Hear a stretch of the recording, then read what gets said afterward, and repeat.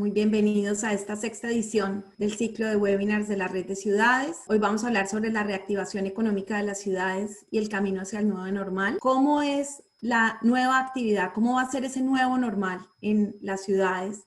¿Cómo se lo están imaginando ellos desde el desarrollo económico local? La pandemia del COVID-19, como todos sabemos, ha obligado a los líderes de las ciudades de todo el mundo a tomar decisiones rápidas para combatir el virus y a la vez, al mismo tiempo, proteger a sus ciudadanos, a las personas que habitan en ellas y a las economías urbanas, a menudo con muy poca información. La reapertura de las ciudades es una etapa clave para la eventual recuperación del mundo una vez superada esta crisis.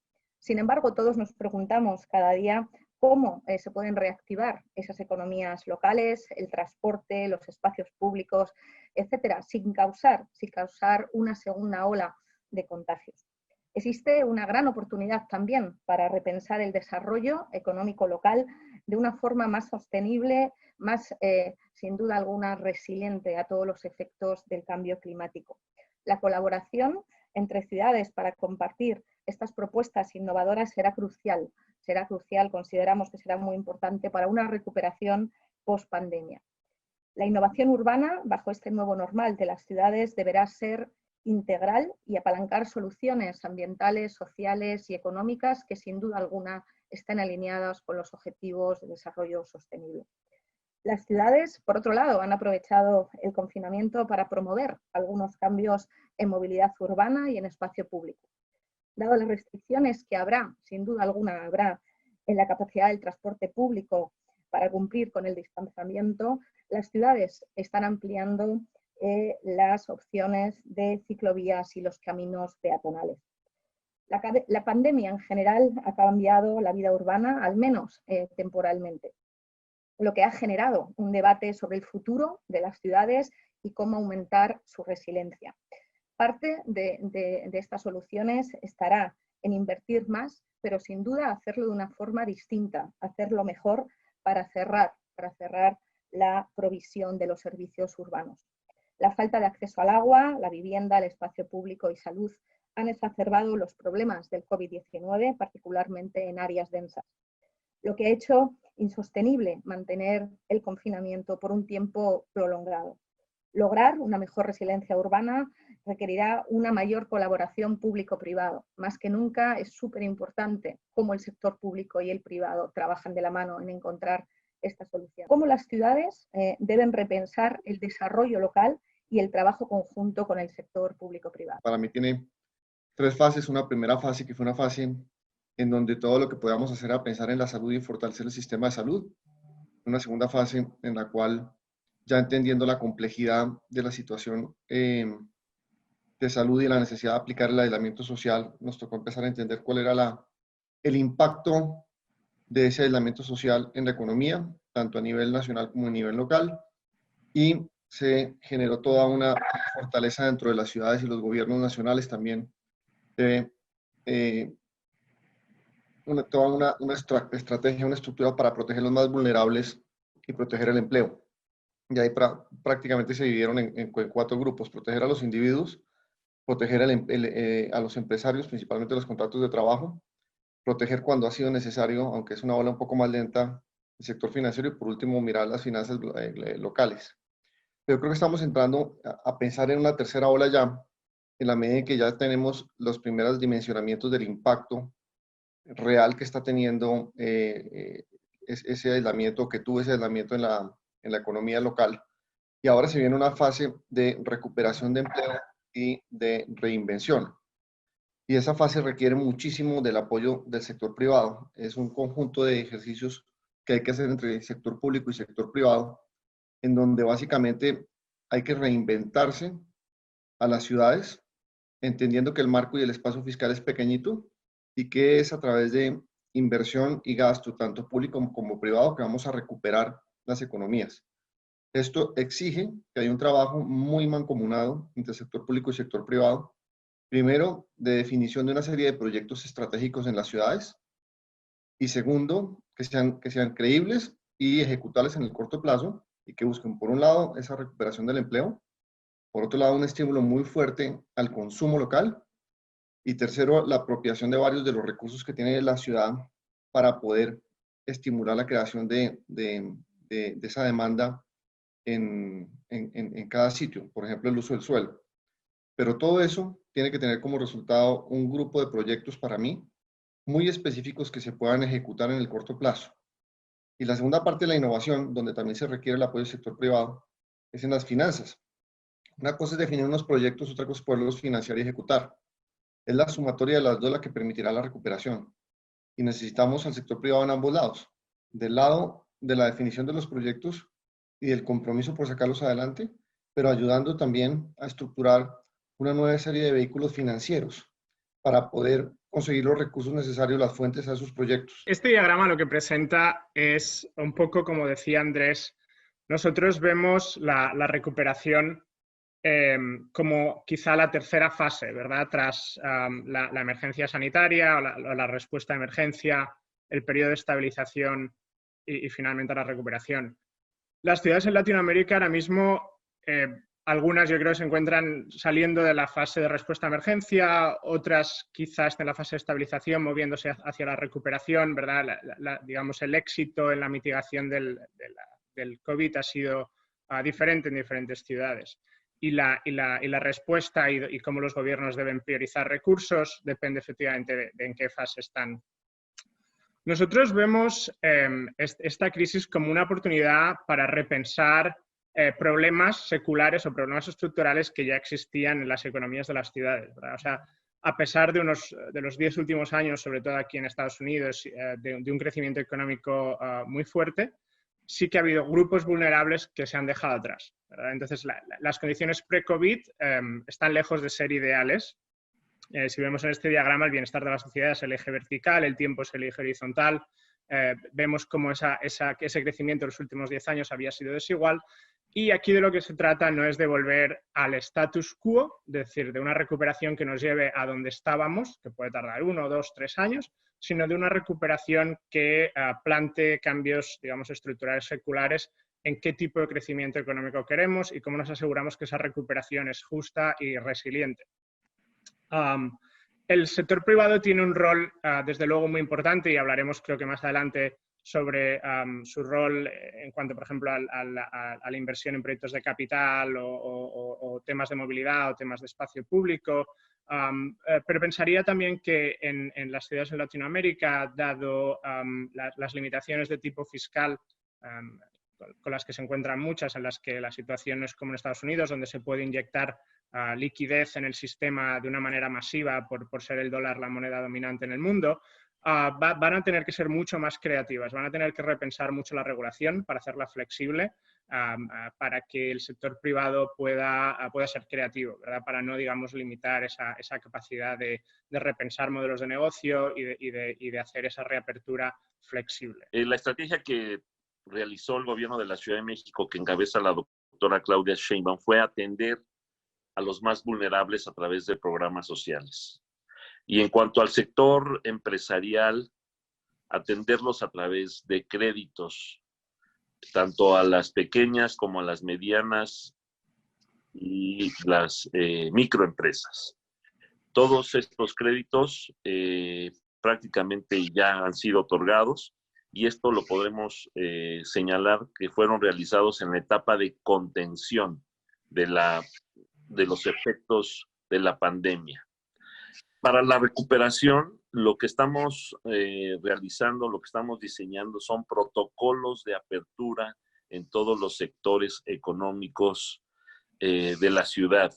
Es decir, no podemos aventurarnos a una reactivación económica sin tomar en cuenta los elementos de sanidad, fundamentalmente, que van a ser el eje rector por el cual se van a tomar todas las futuras decisiones. Igualmente tomaremos en cuenta para hacer una estrategia que se complemente realmente en materia de movilidad, de escalonamiento de horarios, tomando también en cuenta el factor del medio ambiente que para la Ciudad de México es importante y elementos de sustentabilidad que le permitan a la Ciudad de México igualmente salir adelante en ese sentido.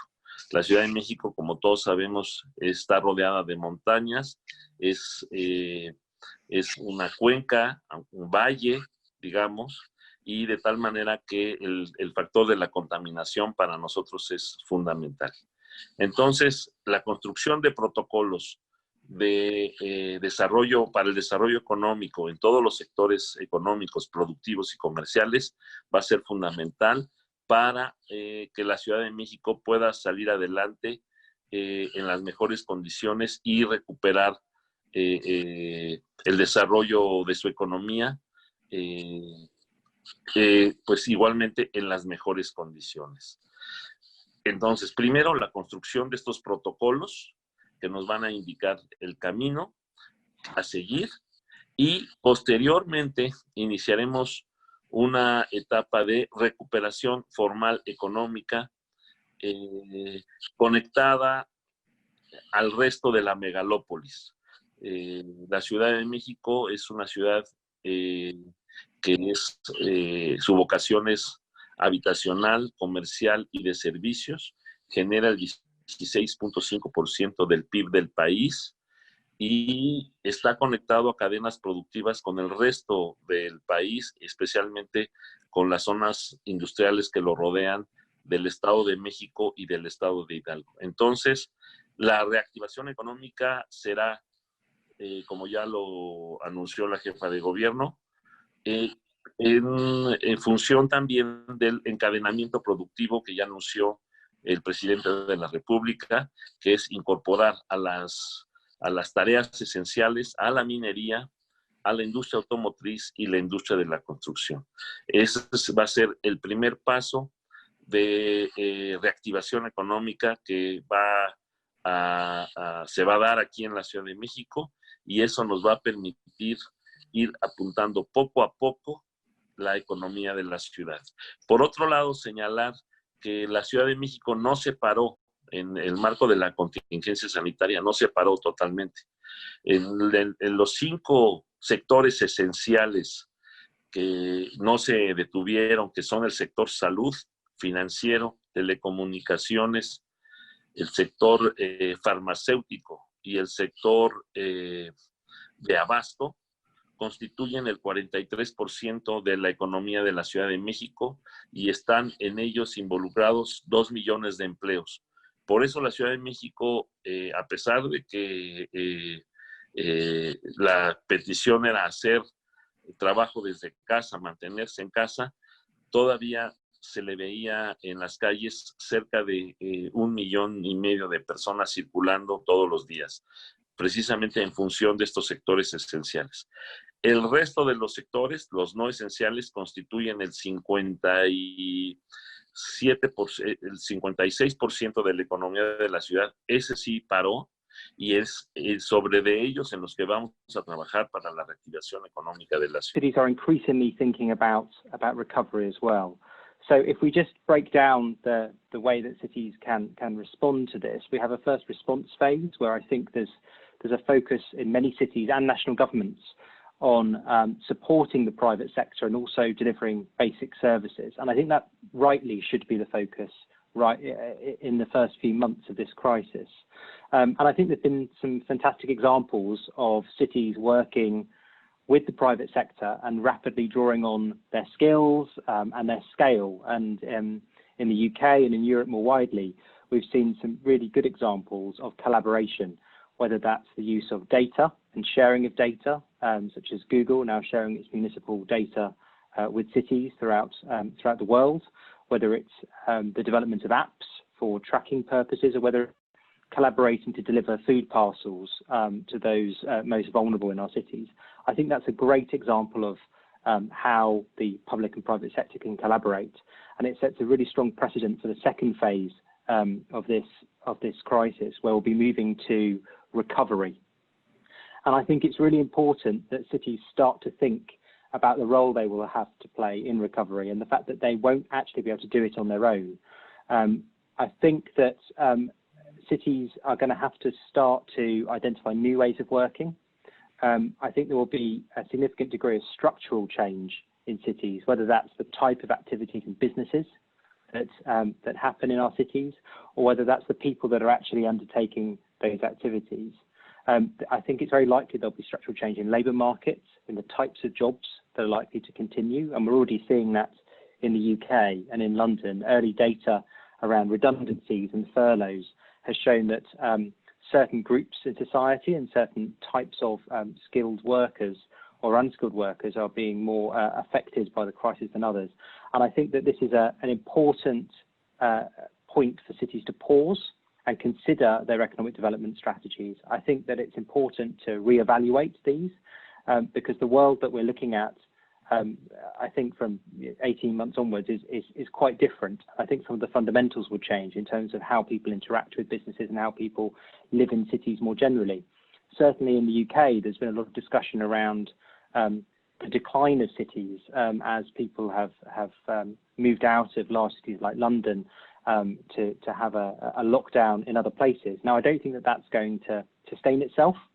Cities will survive and cities will grow. Cities are successful because they're adaptable, and this is just another challenge. I think it will be important to identify the ways that citizens want things to change as well.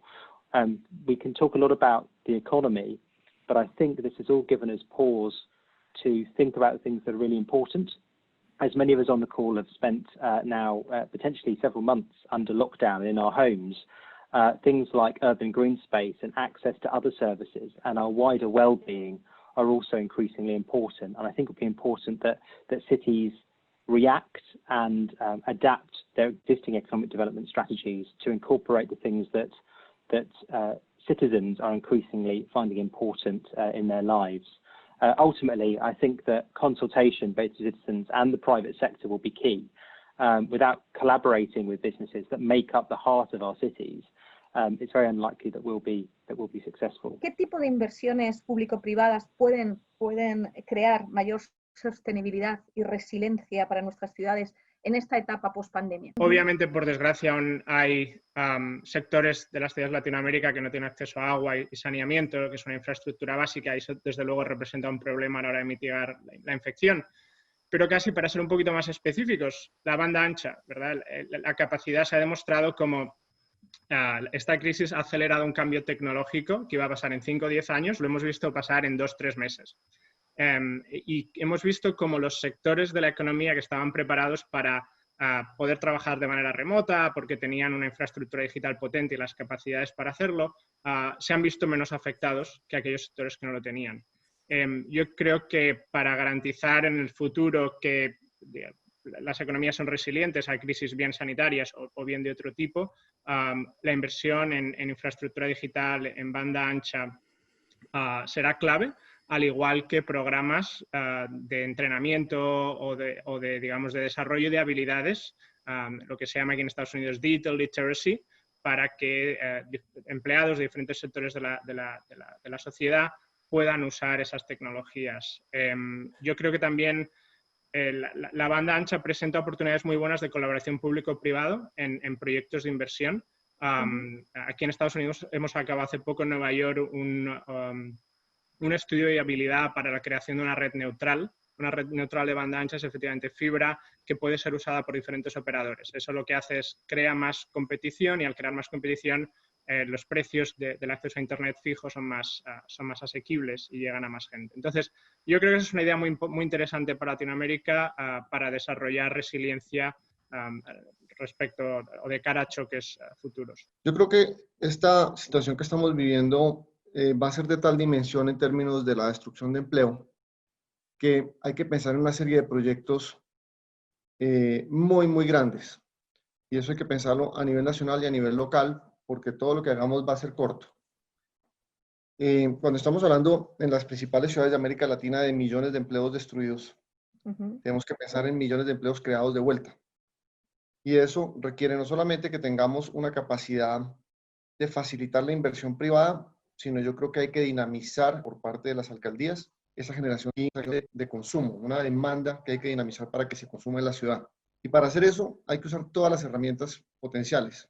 Una de las más importantes que tienen las ciudades es el uso del suelo. Obviamente no todos los días se puede hacer un nuevo plan de ordenamiento territorial, pero en situaciones de emergencia es importante entender muy bien cómo facilito yo la estructuración y creación de proyectos, que yo los pondría tal vez en 4 o 5 categorías. Los primeros serían proyectos de infraestructura, que por su dimensión y las necesidades de América Latina van a estar siempre presentes. Algunos de ellos ya están en fase 0 o fase 1, sean de movilidad, sean de adaptación o sean de alcantarillado, acueducto, cualquiera de los grandes proyectos. Hay muchos proyectos que ya se estaban diseñando, que estaban en proceso de construcción y hay que adelantarlos. Y lo que se pueda adelantar de inversiones futuras a presente hoy en día que generan empleo va a ser muy importante. Una buena parte de esos proyectos, como les decía, ya estaban diseñados. Otros habrá que diseñarlos en este momento a unas velocidades importantes y aplicar las famosas PPPs al máximo posible para poder anticipar esa gran cantidad de proyectos que requieren una estructuración y, como ustedes saben, los tiempos de estructuración son lentos. Por eso, todo lo que esté medio anticipado, medio estructurado, terminar de hacerlo muy rápidamente y acelerarlo. El segundo tipo de proyectos son de renovación urbana. De ahí viene el uso de los planes de ordenamiento territorial. Cómo a través de planes de renovación urbana podemos trabajar conceptos de proyectos completos que generen muchísimo empleo en el corto plazo, que a través de la plusvalía que pueden ir generando en el tiempo recuperen parte de esas inversiones que al final del día va a ser un endeudamiento muy grande, masivo, que vamos a tener que tomar usando todos los cupos de endeudamiento en las ciudades y mucho más que eso. El tercero son proyectos probablemente alrededor de vivienda y housing. Todas las grandes ciudades de América Latina tienen un atraso importante en rezago habitacional, algunas más que otros, en algunos casos es muy grande. En algunas de las grandes capitales el rezago habitacional puede llegar a estar por encima del 1.000.000 de habitantes, o de hogares, no de habitantes. Esto es un momento muy importante en la historia, yo creo, para tratar de cerrar parte de ese rezago, porque vamos a tener que gastar, vamos a tener que endeudarnos, vamos a tener que llenar esos cupos. Y ojalá lo hagamos no solamente a través de los programas asistencialistas, que son importantísimos, primeras etapas, fase 1 y fase 2, pero esta tercera es mucho más alrededor de poder generar muchísima más sostenibilidad a largo plazo y un empleo. Y ahí es donde yo esperaría que muchos de estos programas se vuelquen hacia proyectos de inversión. El cuarto de los grandes grupos de proyectos que yo veo son proyectos digitales. Y nosotros tenemos obviamente un rezago importante en digitalización. Algunas de las ciudades han venido cerrándolo bastante para un rezago importante, pero en este momento nos hemos dado cuenta que tenemos que vivir en una sociedad mucho más digital y que podemos hacerlo. Hemos tenido que estudiar desde las casas, trabajar desde las casas, vivir desde las casas al 100% en algunas de las ciudades. Y esto nos ha mostrado que hay una nueva forma de reinventarnos. También ha expuesto las debilidades del sistema, particularmente en educación. Pueden estudiar desde la casa y los niños les ponen una deficiencia, una gran cantidad de la población que no tiene ese acceso a la banda ancha que lo necesitaría. Por lo tanto, yo creo que hay una oportunidad de acelerar parte de un cierre histórico de brechas sociales a través de una demanda generada por el Estado de servicios digitales en educación, en salud, en seguridad, en servicios ciudadanos, que además tienen la ventaja de que si se hace con unos muy buenos programas bien estructurados, puede generar una oferta local de proveer servicios de valor agregado digitales, que al principio están de alguna forma empujados por una demanda pública, pero que permiten generar unos clústeres de digitalización y de emprendimiento importantes en las ciudades de América Latina. Y ya hay otro tipo de proyectos que no me voy a meter, que son mucho más proyectos íconos de ciudad o proyectos que uno facilita, pero que ya deja que las fuerzas del mercado operen.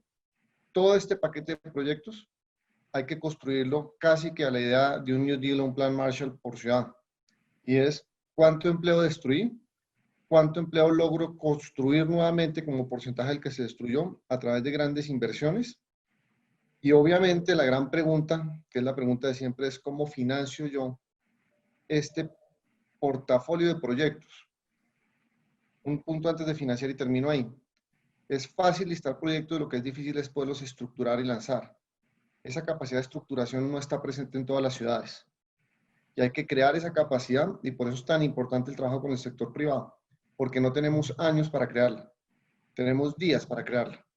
Y para crear esa capacidad en el corto plazo, sin el apoyo de unos entes especializados del sector privado que se especializan y viven de crear proyectos, va a ser muy difícil. Y hay que manejar muy bien los conflictos de interés típicos entre el sector público y el sector privado, que no se van a poder evitar, pero se pueden administrar para lograr acelerar esa estructuración de proyectos. Y venimos después a la parte de financiación. ¿Cómo los financiamos? Ahí vamos a tener el gran interrogante, y es que no hay suficiente plata para lo que necesitamos hacer. Y nos toca reinventarnos, y acá por lo menos hay 3 ideas que les dejo.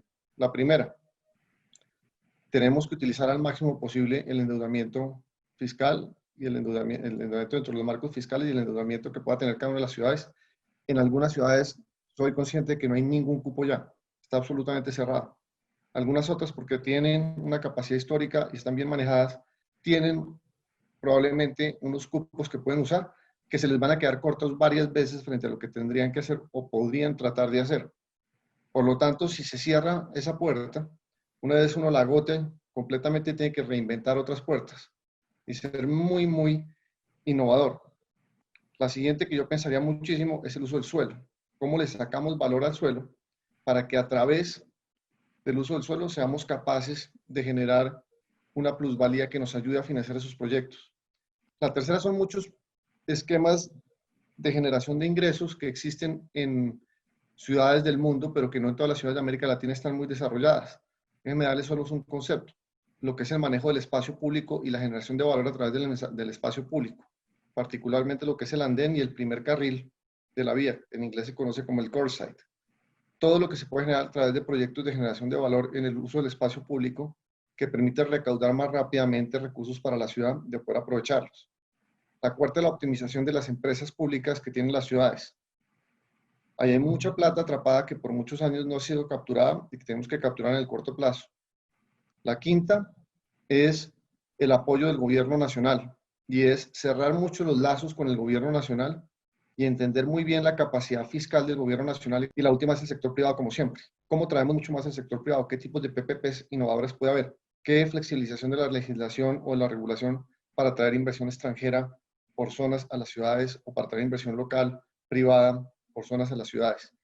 Y eso van a ser vehículos, probablemente SPVs que se creen, que vayan dirigidos a algunos de estos proyectos y que faciliten la financiación de los proyectos.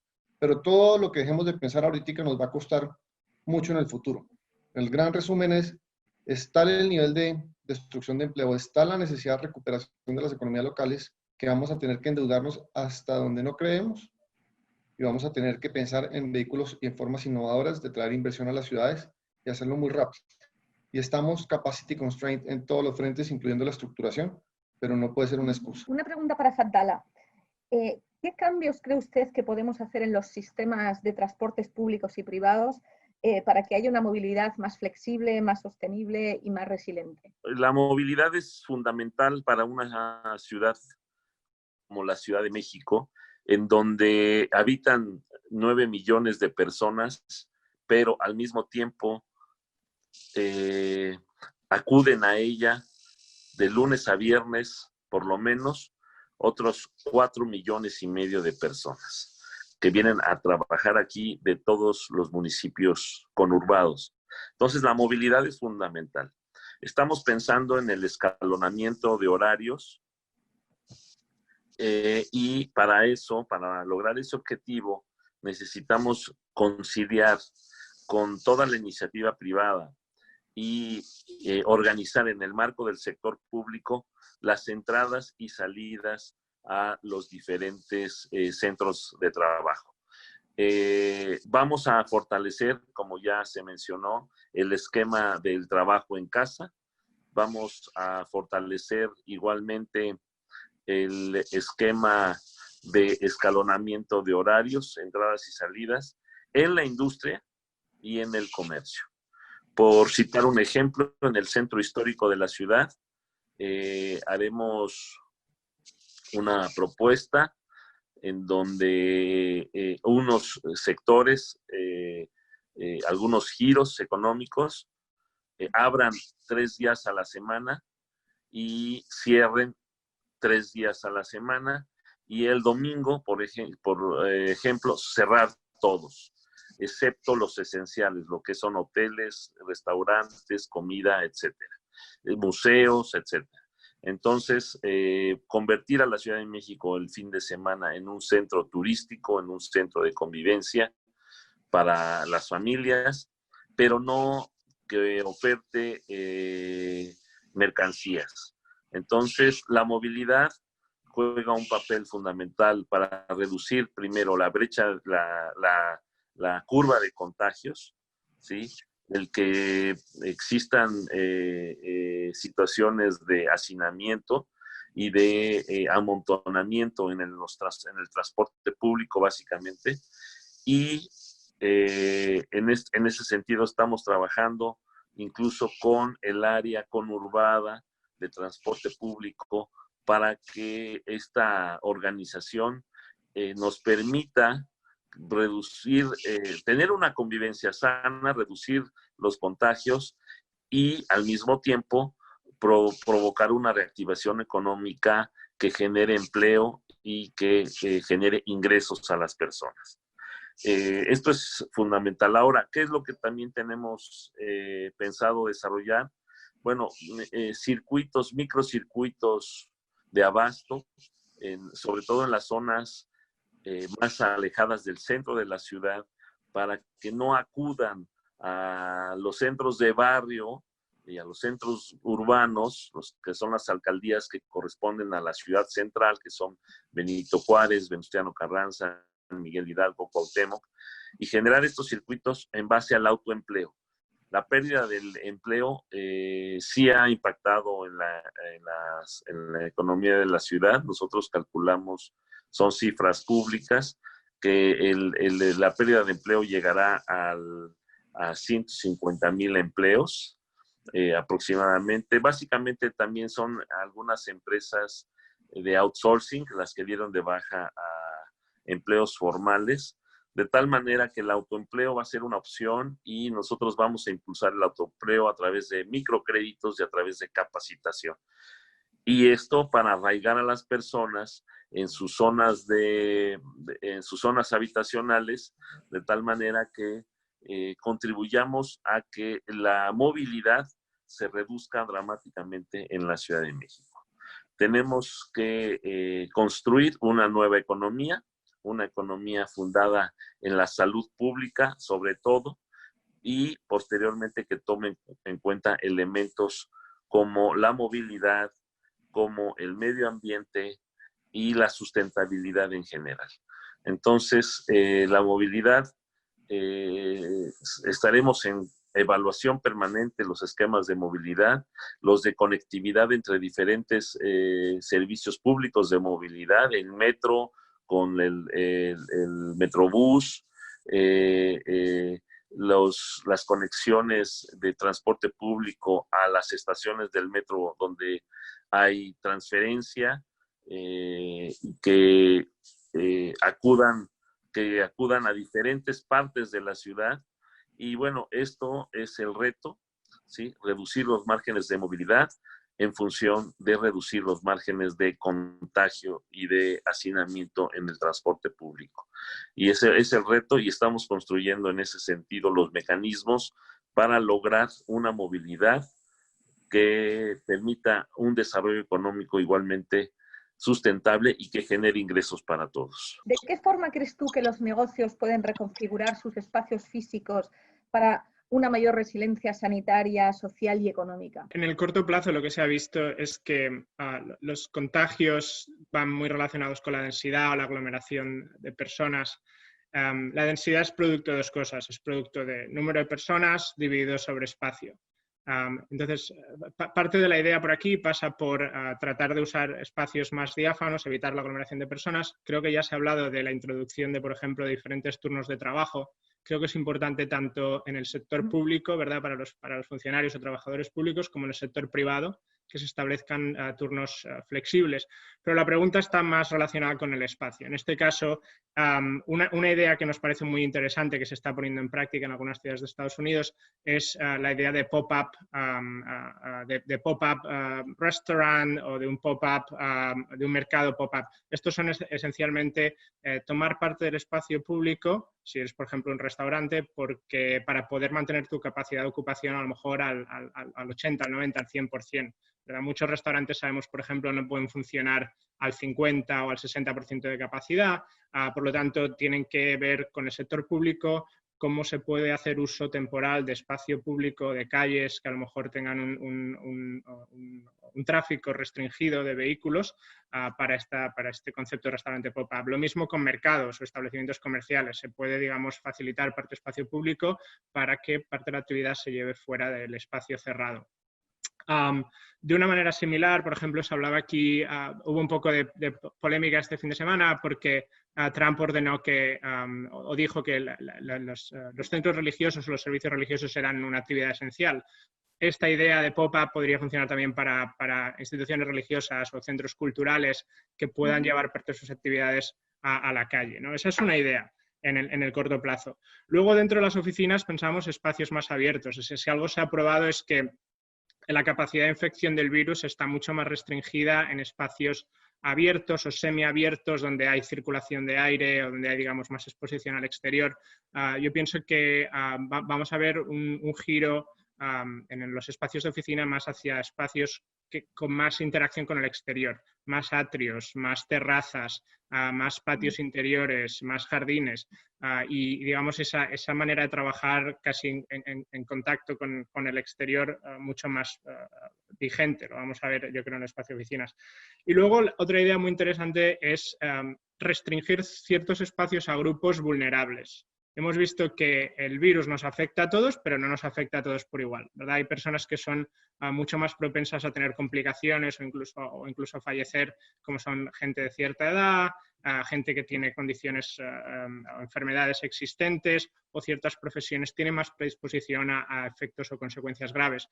Identificar esos grupos vulnerables es muy importante para la reapertura por muchas cosas y una de ellas es para establecer espacios dedicados a esos grupos. Es decir, si yo tengo una tienda, una carnicería o una verdulería que pueda restringir ciertas horas y ciertos espacios o un sector del mostrador o un sector de mi establecimiento a esos grupos vulnerables, para que si esos grupos están tratando de mantener más el confinamiento, no tengan que necesariamente interactuar con grupos que no son tan vulnerables y que a lo mejor digamos, han retomado la actividad normal de una manera más prevalente. Entonces, esas, digamos, son como tres ideas en las que yo creo en el corto o medio plazo los espacios privados se van a tener que ajustar para ser más resilientes y algunas de esas cosas van a quedar. Yo creo que es muy bueno, por ejemplo, si ahora de repente en el espacio de oficinas empezamos a ver más prevalencia de terrazas o espacios semiabiertos. Eso yo creo que son cosas saludables y son cosas positivas que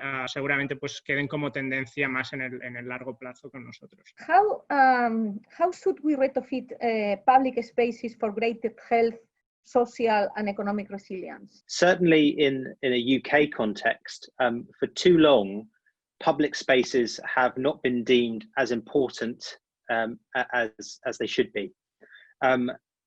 We've had a decade or more in the UK of public spaces being underfunded, the development of urban parks for real estate purposes, and generally insufficient sums going into operation and maintenance of green spaces. Now, at Vivid Economics, we believe that the value of urban green space is significantly understated. And we've been leading a research agenda alongside many other institutions in the UK to try and greater understand the importance of urban green space. And this has been coming out in the last couple of years, and we've started to get a really good understanding around the physical health, the mental health, and the well-being value of urban green space. And I think the COVID crisis has demonstrated the importance even more. And I'm really pleased by the fact that the value of urban green space is now being discussed regularly in the media, and not just in the UK, but in the US and in Europe and beyond. This is an example of some of the data that's being made available by Google and others. I mentioned earlier in the introduction that I've been very impressed by the innovation and collaboration with the private sector. And here you can see, this is for London, the journeys that are recorded against a baseline. Now, this is for the period of 15th of February to the 16th of May. And you can see that while general mobility in terms of travel to work has declined significantly against a business as usual scenario, park use, which is the bright pink line, you can see has generally maintained its levels. And obviously there are some declines, and this is obviously because we're in the UK and weather is not constant. we rain a lot here. But I think you can see from the point of lockdown, which is the dashed line here, park use has continued. And I think this demonstrates two things. The first one is that our lockdown has been less severe than other parts of the world. And at all times, it was the government's intention to maintain the use of public space, particularly parks. And the second point is that people have been allowed to access them and continue to go to them. And actually, we've seen increased access and increased use of certain parks around the country. And I think that's a great testament to the value. I think the most important finding from this period of lockdown and the COVID emergency has been people reconnecting with urban green spaces and having a tangible value in terms of a financial value, but also more importantly, a well-being value. And that's led to other changes. And I think these are generally for the good. I think, as Ignacio put it, around changes to the private realm, there are positive changes happening in the public realm as well. And one of those is cities starting to create more open spaces. I've read in the media that actually just last week, the Mayor's Office announced one of the biggest car-free initiatives in the world, where they've now opened up very large areas of central London, key transport routes that were traditionally used by cars. These are now only open to either, in some cases, buses, but in most cases, walking and cycling. There's been a significant mode shift to active transport, whether that's walking or cycling, particularly in London. And I think there's a real opportunity to try and lock in some of these behaviour changes. Much of the discussion in the UK is now around a green recovery. And obviously there are many changes that cities have made which are temporary, and rightly so, but there are others which have actually acted as a catalyst for changes that people have been campaigning for a long time. That includes a transition to bikes, and also an increasing amount of public realm and investment in those spaces. Some other examples we've seen in addition to London's are places like Milan, repurposing streets, expanding their cycling networks and walking lanes. We're also seeing schemes in France with subsidised maintenance regimes for people's bikes in order to encourage safe cycling. And also cities like Braga, where they're allowing restaurants and cafes to extend their activities into streets. I think similar to the types of things we might be seeing in the US, as Ignacio mentioned. There's also, I think, a real opportunity here to use public space as a public asset. I think for too long, many cities have viewed public space and parks in particular as a liability. They cost money to maintain. It's quite difficult to extract real value in dollar terms from them. And I think that's starting to change. As we're seeing the economy spill over into the public realm, it's becoming more important that cities are able to support businesses and actually generate revenue. Now, in some cases, in the short term, that will be a cost. That will be around expanding licensing regimes to allow businesses to operate in the street. In London, there was also talk of allowing all businesses to move tables and chairs and activities, including counters, into the street as long as they're not blocking the sidewalk. But in the long term, I think this will generate revenue. There's a danger here that cities will lose whole tranches of their hospitality and retail. And I think it's going to be really important that cities do everything they can to enable business to continue as much as usual as possible. I think it's also worth mentioning that this isn't all imaginary values. There is a real tangible value to people using green space. Some of the research that we've done here at Vivid demonstrates the health value to an extent where the public sector buys into that value and starts to fund parks. And we have some cities in the UK where even before COVID-19, the public health system was considering investing in parks and continuing their operation and maintenance. And as I think one of the other speakers mentioned, we've seen that there are very different death tolls from this disease, depending on your underlying health condition. And in the UK, we're finding one of the most significant issues is obesity. It's a very significant public health challenge around the world and is particularly an issue with COVID-19. Now, actually, parks and encouraging people to undertake active transport and use the public realm around them have a real role to play as a public health solution. And that's not even starting to deal with some of the hard values. And by that, I mean things like amenity value. It's quite clear that high quality urban green space and public space more generally has a role to play in enhancing property values.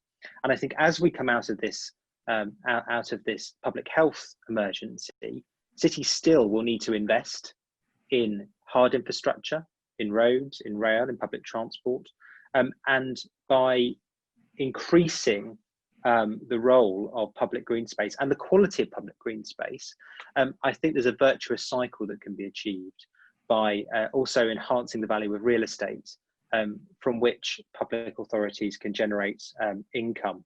And I think as we move forward, it's going to be more important for cities to think in an innovative way about how they can work with the private sector to fund green space.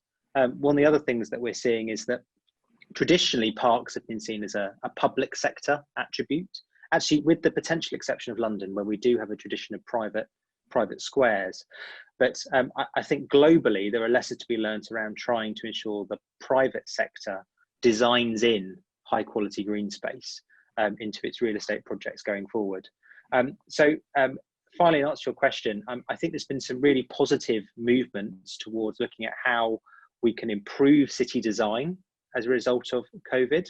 And although this has been a very significant challenge, it also has presented an opportunity to bring forward, to catalyse some of the things that will be required in order to ensure our cities are green and sustainable in the future. The most difficult thing when we're dealing with climate change and ensuring green growth is behaviour change. And we've all been forced to change our behaviours as a result of this virus. So actually, we should make the most of that and try and capture and lock in as much of that behavior change as is possible. Se ha hablado mucho de la importancia más que nunca de la colaboración pública-privada, pero sería estupendo si nos dan su visión del papel específico del sector privado que ustedes ven, el papel que va a jugar el sector privado, y si nos pueden dar incluso algún ejemplo de alguna cosa que ya estén viendo, cómo el sector privado puede jugar un papel importante en el new normal de las ciudades. Gracias. Yo creo que se nos viene un momento muy complejo, grandísimo endeudamiento y grandísima necesidad del sector privado de jugar dos roles. Por un lado, ayudar a estructurar y sacar adelante proyectos. Por otros roles. El segundo, obviamente, dentro de su propio sector, facilitar la dinamización de la economía, entendiendo que la gran mayoría de los jugadores en algunos sectores van a estar muy golpeados. Y el tercero, ayudar a financiar algunas obras específicas. Déjame ponerte dos ejemplos de cómo yo creo que podrían, de una manera ilustrativa, colaborar. También atendiendo una de las preguntas dentro del ejemplo que surgió, y es, por ejemplo, en el uso del suelo. Obviamente, el uso del suelo en un momento en el cual hay una depresión como la actual, en donde inclusive los costos de la finca de raíz van a caer fuertemente, como siempre pasa en estas situaciones, en un shock de conjunto de demanda, oferta de ingresos como el que estamos viendo, que es casi único. ¿Cómo se puede entonces crear valor si estamos en una situación contracíclica?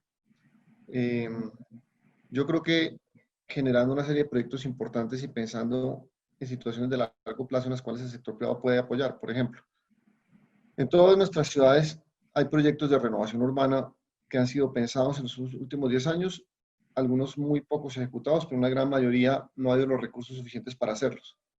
¿Qué pasa si estructuramos diferente la respuesta? Y si pensamos, por ejemplo, en unos vehículos especiales en los cuales el gobierno local podría participar, inyectando recursos a esos vehículos que pueden ser en forma de tierras, pueden ser en forma de nueva regulación, que genera unos flujos de caja esperados para el proyecto y los puede capitalizar dentro del proyecto, por ejemplo, colaborando con algunas excepciones impositivas a largo plazo que puedan ser capitalizadas parcialmente también, y permitiendo de esa forma que jugadores institucionales puedan participar y colaborar en el desarrollo de áreas completas de las ciudades.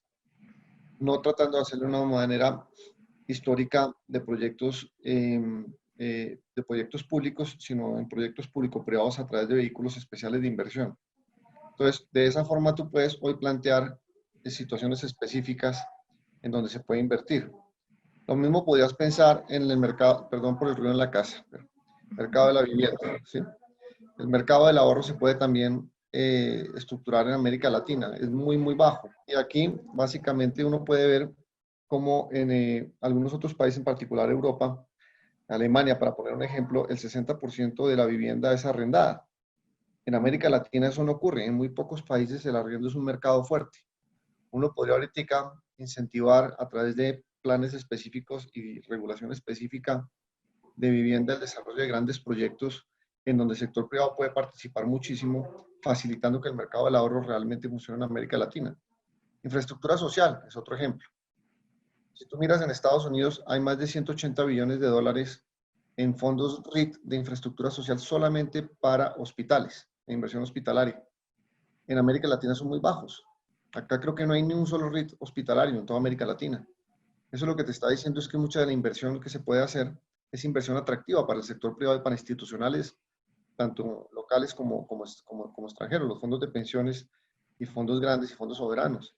Si estructuras bien los proyectos, el sector privado puede venir y generar esos empleos y generar esa inversión. Las ciudades se tienen que poner en el peor de los casos, que es un caso en el que los recursos fiscales van a ser muy limitados o inexistentes, incluso en un caso en el que cuando acudan al gobierno nacional quizá no esté en una situación para poderles ayudar con estímulos fiscales. Por lo tanto, de nuevo, volviendo a algunos conceptos de los que hemos hablado, en el corto plazo yo creo que ser muy flexibles con la regulación, cómo se regula el sector privado, para darle el espacio para que puedan ser creativos y para que puedan reinventar sus modelos de negocio va a ser muy importante.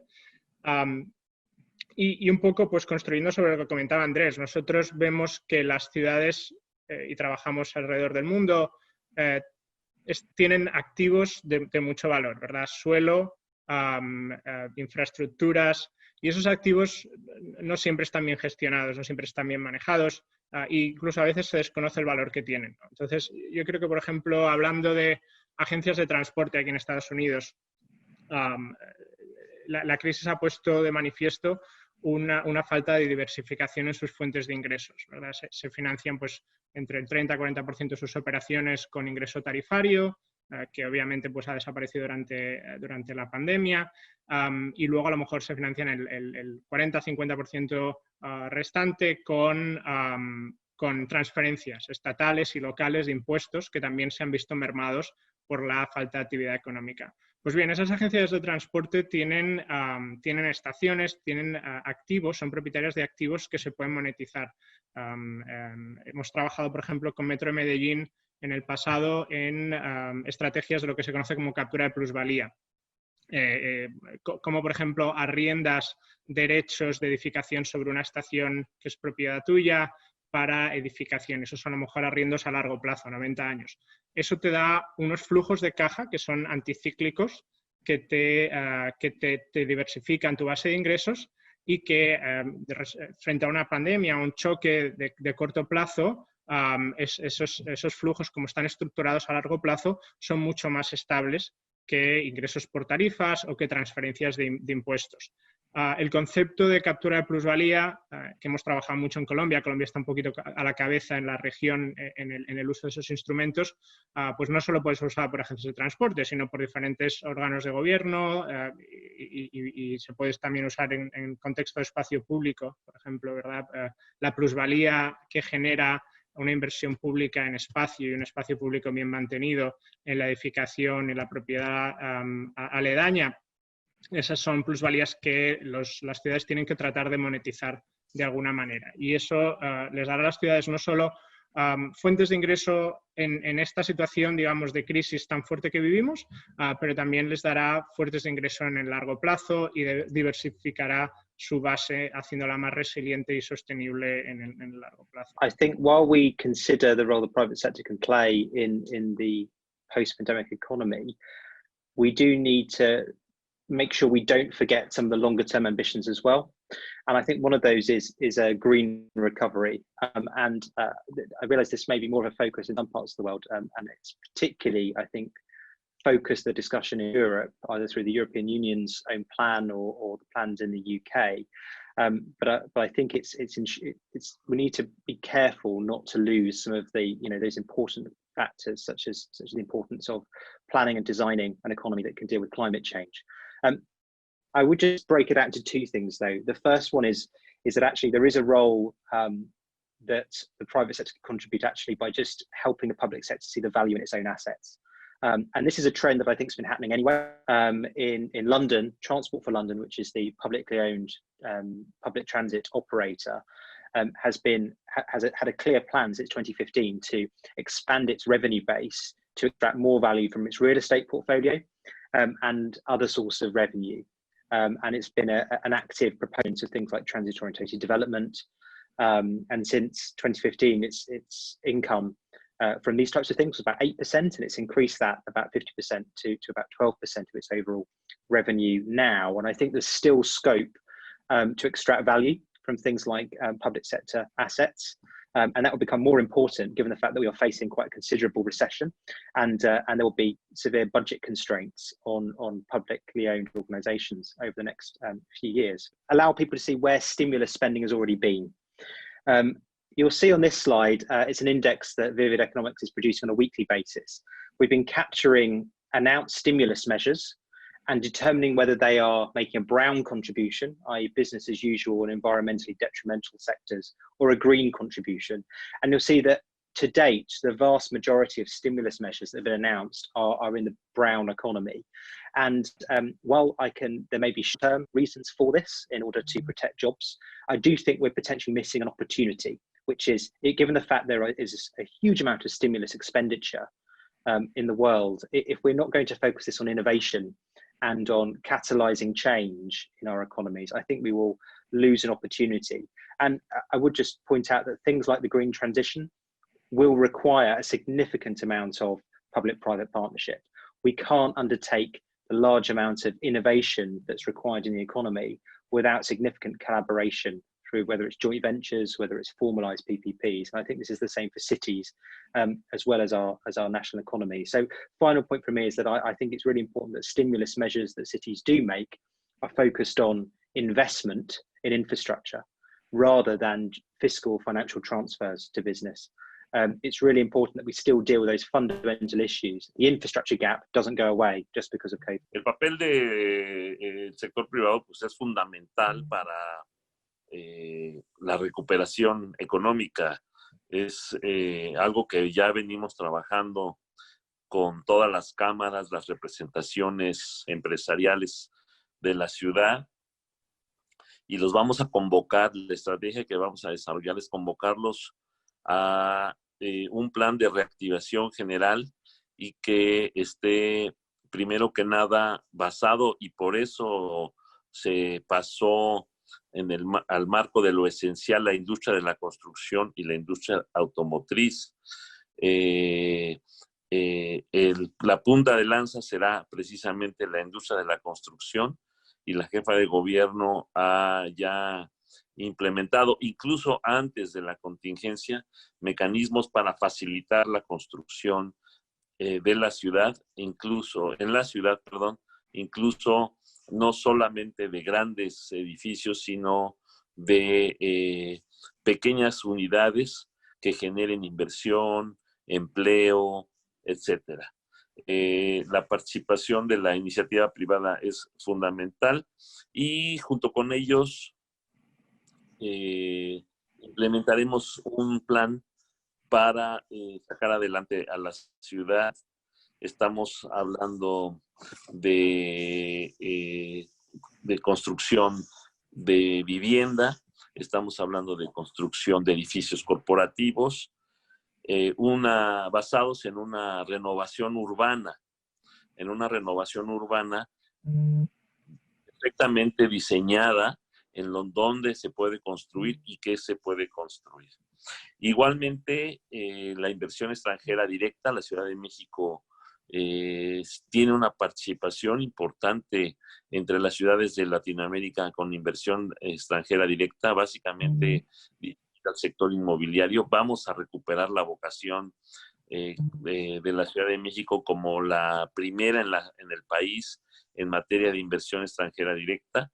La mayoría va al sector inmobiliario e igualmente recuperar la inversión local.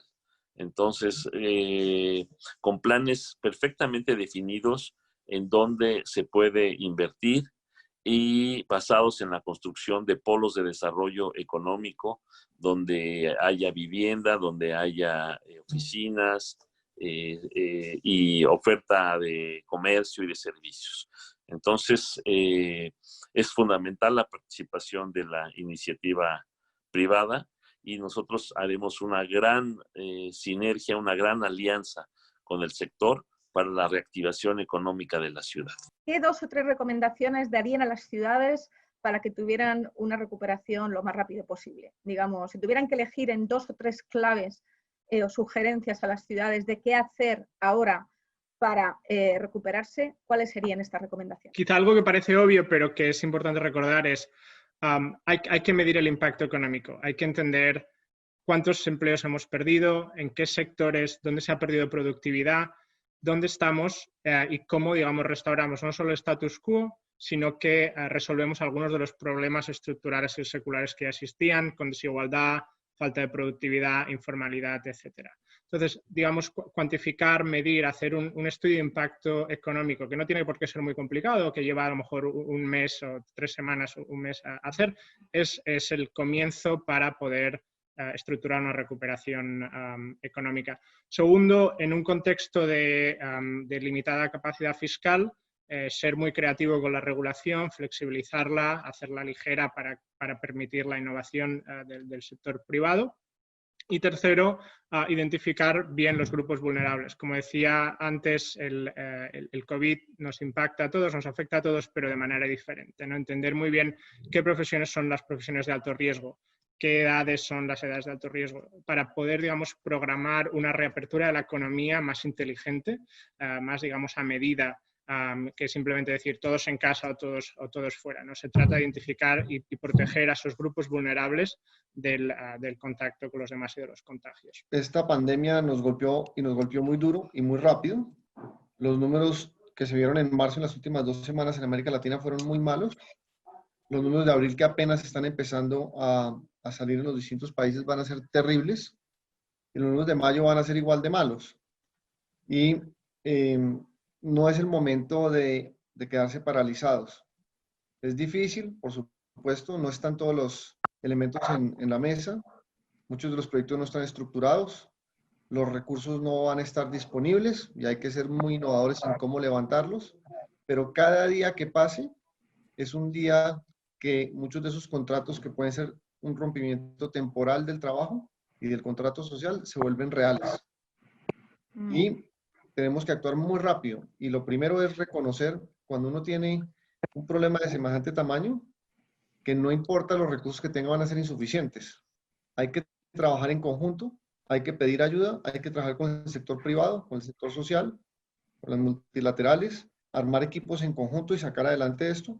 Siempre hay conflictos de interés cuando uno mezcla todos estos constituyentes, pero los conflictos de interés son buenos, o sea, no son tan malos cuando uno los administra. Así que mi gran mensaje es actuar y actuar rápido. If government's paralyzed, that's going to make matters worse. And I think there's been some really strong innovation from several cities in Europe by moving things like planning committees and contractual discussions around the delivery of infrastructure to forum like this using Zoom. And that's in some cases required very rapid changes to the law, which has happened and enabled business to continue because, as my colleague has just said, it's incredibly important that those projects that are in the pipeline proceed before funding does potentially become more scarce. At the moment, funds and investable funds are available in many cases, and it's important that we make the most of them while they are available.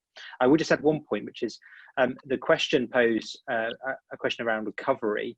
I do think it's also important we think about where we want to recover to, because I think there is an opportunity to also engage with citizens where possible and businesses to work out where you want to move to, because there is an opportunity here to think about restructuring, and that might mean targeting limited resources in skills development or other forms of support to those businesses that will be part of the future. And finally, I do think there has to be a focus on collaboration rather than being competitive with the private sector. And that can be through improved ease of doing business. These are the things that many cities were working towards before the pandemic, and hopefully this will act as a catalyst to improve competitiveness across the region. Comentar finalmente que vamos a pasar a una nueva normalidad, una nueva realidad donde se van a generar nuevas formas de consumo, nuevas formas de trabajo, nuevas formas de comercialización sobre todo, e incluso de producción de mercancías. La sanidad y la sana distancia van a imponer nuevos protocolos, de tal manera que esto va a generar una nueva realidad. Y bueno, entre las nuevas formas de consumo, tenemos que reconocer que ya, y las nuevas formas como esta que estamos viviendo ahorita nosotros, que en lugar de reunirnos físicamente, nos estamos reuniendo virtualmente, tenemos que reconocer que ya hay que se están desarrollando nuevas formas de consumo y que ya llegaron para quedarse. Y lo que nos corresponde a nosotros es incluir a todos aquellos que producen una mercancía, cualquiera que ésta sea, a las estrategias digitales para que puedan también ofrecer sus productos. Como ya se señaló, necesitamos innovar muchísimo, y es una de las banderas de la jefa de gobierno, la innovación, de tal manera que incorporaremos en diferentes mecanismos y plataformas a las micro y a las pequeñas empresas que no tienen la capacidad por sí mismas de generar estos mecanismos de comercialización digitales, de impulsarlas para que no se queden fuera del mercado. Esto es algo fundamental que queremos desarrollar en la Ciudad de México y es parte de la nueva realidad que se va a desarrollar, nueva realidad en consumo, en la forma de relacionarnos, en la forma de comunicarnos. Entonces, todo esto va a generar una nueva normalidad y estamos dispuestos a asumir el reto en donde construyamos una economía donde quepamos todos y nadie quede fuera de ella. ¿De qué forma ustedes creen que se podría mejorar la coordinación entre gobierno nacional, subnacional y las empresas privadas para dinamizar la economía y sobre todo crear empleo, ¿no? En casi todos los países de América Latina se han formado sistemas nacionales de competitividad a nivel nacional y regional y están replicados. Tú los ves en México, los ves en Perú, los ves en Colombia, los ves en distintos países. Porque inventarse una institucionalidad te toma tiempo. Ponerla en práctica y ponerla a funcionar es mucho mejor. El ejemplo de Colombia, donde yo vivo, es claro. Acá hay un sistema nacional que tiene al gobierno central, tiene un consejo privado de competitividad como secretario técnico, tiene un departamento nacional como de planeación como secretario técnico, tiene un ministerio de comercio como secretario técnico y tiene una coordinación en la presidencia de la República, y esa institución se repite por regiones. Usémosla. Está en el sector público y el sector privado sentados ahí. Pongámoslos a trabajar día y noche a que coordinados saquen adelante todos estos proyectos.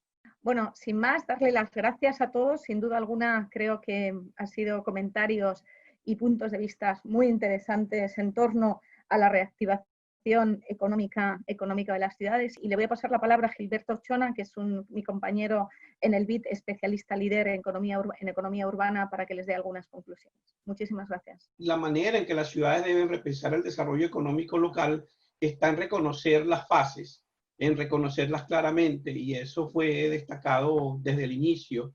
Sin embargo, también se nos dijo que tenemos que pensar rápidamente sobre la fase de reactivación económica y allí se destaca la inversión estratégica en no solo reactivar la economía, el empleo, el nivel de actividad económica, sino aprovechar las oportunidades para un nuevo tipo de inversión.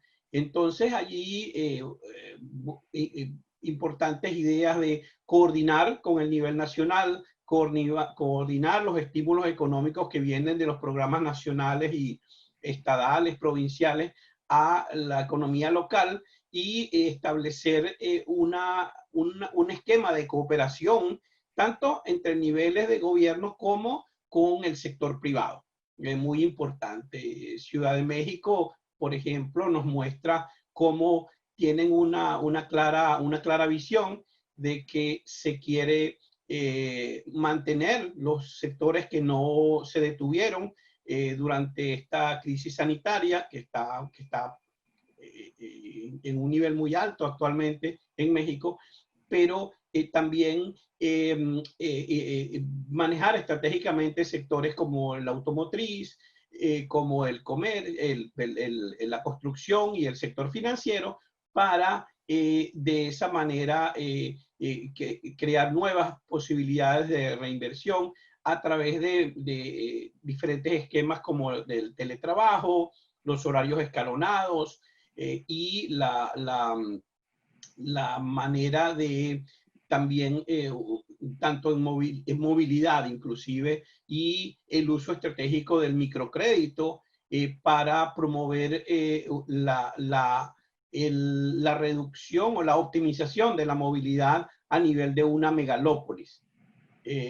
En cuanto a inversiones públicas que pueden crear mayor sostenibilidad, también tuvimos importantísimos aportes.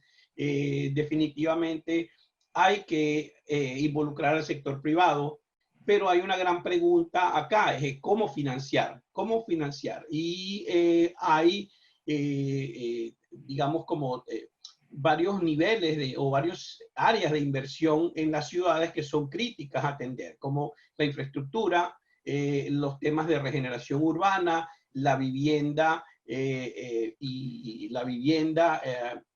los servicios básicos, pero también un tema que salió de varios presentadores, que varios ponentes destacaron, es este tema de la conectividad y la innovación digital que se requiere para poder reaccionar mejor a futuros eventos catastróficos como esta pandemia, pero también utilizar la conectividad y la economía digital como un soporte transversal a los nuevos negocios en las ciudades que pueden contribuir a la reactivación económica.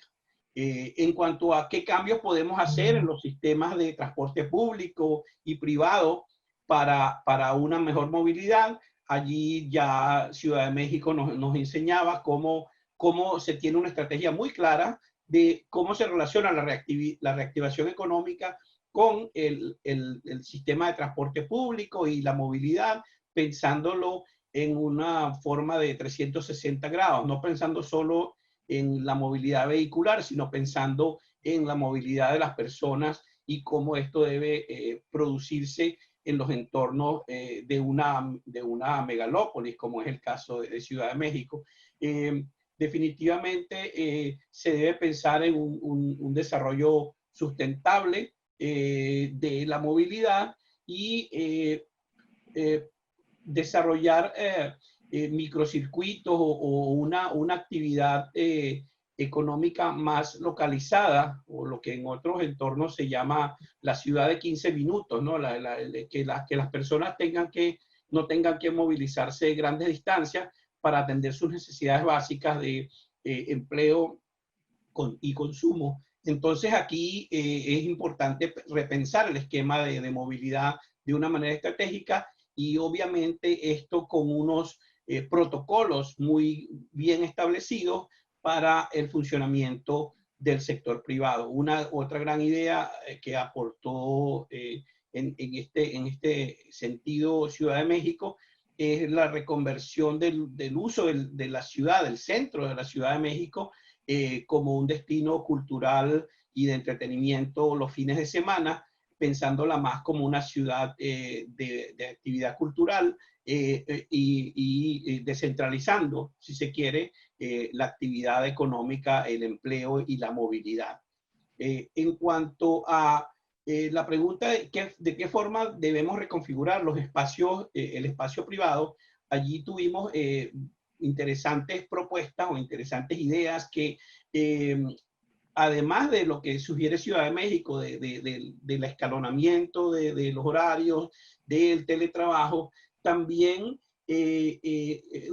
algunas ideas sobre cómo, por ejemplo, dentro del espacio interno de las oficinas, tener un uso del espacio más abierto, de manera de funcionar de otra forma, complementaria al teletrabajo, complementaria a los diseños de espacio abierto.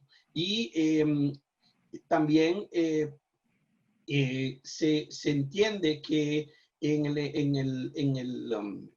el funcionamiento de actividades privadas, tales como restaurantes, centros culturales, centros religiosos, el uso estratégico y táctico del espacio público para realizar esas actividades es un tipo de protocolo que está en evolución y que debe pensarse de una manera bastante más estratégica. Se habló de los pop-up markets o los pop-up restaurants como una opción de un posible cambio en el modelo de negocio que facilita la realización de la actividad económica y protege la confianza, genera la confianza en los consumidores para seguir funcionando, para seguir participando de esas actividades de consumo y de otro tipo de actividad. Hay un aporte aquí también sobre el tema del espacio público desde la perspectiva del mismo espacio público, el tema de identificar activos que hay en el espacio público para un llamado Green Recovery, una recuperación verde, que se relaciona con un concepto de hacer un crecimiento, un desarrollo económico local más sostenible y más resiliente, aprendiendo de las lecciones de lo que hemos vivido en los últimos meses.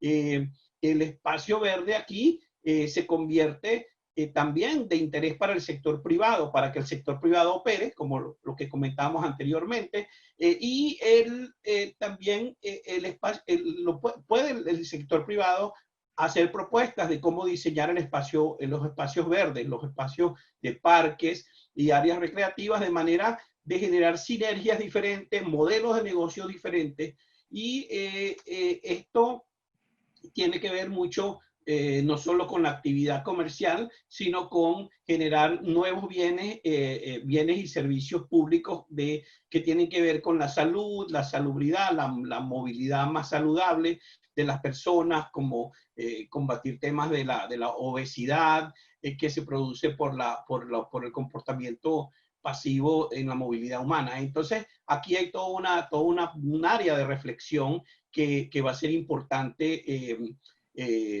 tratar de manera ordenada en el espacio del uso público. Y la pregunta de cómo el sector privado contribuye a esta reactivación en la pospandemia. Bueno, muchas buenas ideas. Se destacó que se deben hacer claros protocolos para la reactivación, que se debe utilizar la economía digital como un soporte, que se debe tener una visión de largo plazo, no solamente una visión cortoplacista de volver a lo que teníamos antes, sino pensar cómo esto es una oportunidad, esta crisis es una oportunidad para replantear la relación con el sector privado. Aquí, sin embargo, se plantea el reto de cómo financiar, cómo entrar en diferentes esquemas de financiamiento con el sector privado, y se señala la oportunidad del manejo de la plusvalía, de la captura de plusvalía del suelo. Se plantea generar nuevos SPVs, vehículos especiales de inversión que permitan dinamizar a través de flexibilizar la regulación y activar y utilizar mejor los activos del suelo urbano para generar proyectos nuevos que, siendo mayormente de inversión privada, pueden contribuir a crear bienes y servicios públicos en las ciudades. Y bueno, la audiencia fue directamente al grano y preguntó, bueno, ¿y cuáles son las 3 recomendaciones básicas que hacen? Y hubo buenas ideas en cuanto a crear una economía incluyente, tener mucha innovación en la entrega de servicios y bienes de la economía local. Cuando se nos destacó en el caso de, por ejemplo, Ciudad de México, que la nueva normalidad generará nuevas formas de consumo, de trabajo y de producción, y esto impondrá la necesidad de crear nuevos protocolos bien claros y protocolos bien eficientes para facilitar la actividad. Y las estrategias digitales también salieron como un factor importante, una estrategia digital que tenga con innovación para que facilite el cambio en los modelos de negocios, en apoyo, por ejemplo, a las pequeñas y medianas empresas que van a ver, se van a plantear su rol en el mercado de la economía local, coordinado con la economía nacional. Los gobiernos no pueden paralizarse, es un mensaje de urgencia que nos planteó Andrés, que hay que actuar y hay que actuar rápido. Entonces eso no se pierde en las recomendaciones porque en la etapa, no hemos terminado todavía la etapa 3, no hay que ir pensando ya en la acción. Y definitivamente una recomendación fundamental, y con eso termino, es de generar una economía inclusiva, que aprovechemos esta crisis para generar una economía inclusiva y no repetir errores o modelos de negocio que crean mayor vulnerabilidad y mayor exclusión. Si podemos pensar en que la próxima vez que tengamos una pandemia nos debe tomar de manera más equitativa e incluyente, protegiendo a más sectores de la población y no permitiendo que la situación relativa de ingreso y de pobreza y de acceso a los servicios básicos sea un factor que determine una inequidad en una crisis sanitaria. Gracias por este tiempo, gracias por compartir con nosotros este conocimiento y estas experiencias. Gracias. Gracias.